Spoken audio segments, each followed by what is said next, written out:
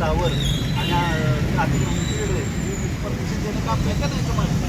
मी नगरपालिकेत 25 वर्ष अभ्यास केला आहे. नगरपालिकेत हे विभाग आहे आस्थापनेचा स्थावरचा. अतिक्रमणवाल्याला त्याचे काही विचारणार नाही काय नाही. आणि का आस्थापनेवाले स्थावरवाले कोण त्यांनी परवानगी दिली ती शिवला बोलवा की तुम्ही शिवला म्हणा परमिशन तुझ्या नाही तर दाखवायची. तुमच्या विरुद्ध सगळं मान्य. इथं शिवतीर्थ नो फ्लेक्स झोन आहे. इथं अनाधिकृतरित्या हे फ्लेक्सला होर्डिंग उभारण्याचा प्रयत्न करत आहेत. आता जप्तीची कारवाई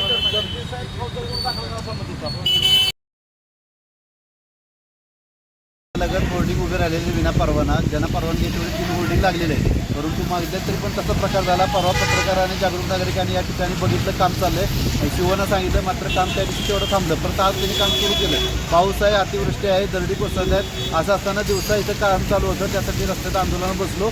स्थावर विभागाचे हिंगे साहेब या ठिकाणी फिरले नाही, मुख्याधिकारी फिरकले नाहीत. अतिक्रमण विभागाकडून निकम इथं आले. त्यांनी यावरती कारवाई केलेली आहे आणि सदरचं होर्डिंग काढून घेतलेलं आहे. मात्र हे सगळं जप्त करावं आणि संबंधितावर गुन्हा दाखल करावा. सदरची कंपनी आहे ती ब्लॅकलिस्टेड आहे आणि अशा कंपनीला सातारण्यामध्ये काम दिलं जाते. ह्याच्या मागचा नगरसेवक किंवा कोण लोकप्रतिनिधी आहे ह्याचं नाव उघड जनतेसमोर ह्या नगराध्यक्षांनी उपनगरांनी लवकरात लवकर करावं आणि मुख्याधिकाऱ्यांनी ह्याच्यावर कारवाई करावी.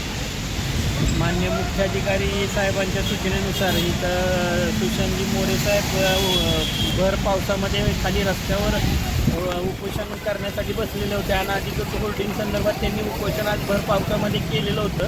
त्याची माहिती मला मिळतात सदरची कारवाई थांबवून जे होर्डिंगचं साहित्य होतं ते नगर परिषदेच्या मार्फत जप्त करून ते नगरपालिकेकडे जमा करण्यात आलेलं आहे आणि कारवाई थांबवलेली आहे. हे मला मागं होर्डिंगधारकांच्या सांगण्यात आलं, ऐकण्यात आहे माझ्या की नाशिकच्या कंपनीला 2 ठिकाणावरनं ब्लॅकलिस्ट केलेलं आहे. असं त्यांची कागदपत्र काहीतरी स्थावर जिल्ह्यातील विभागाकडे पण सादर केलेली आहे. ओके.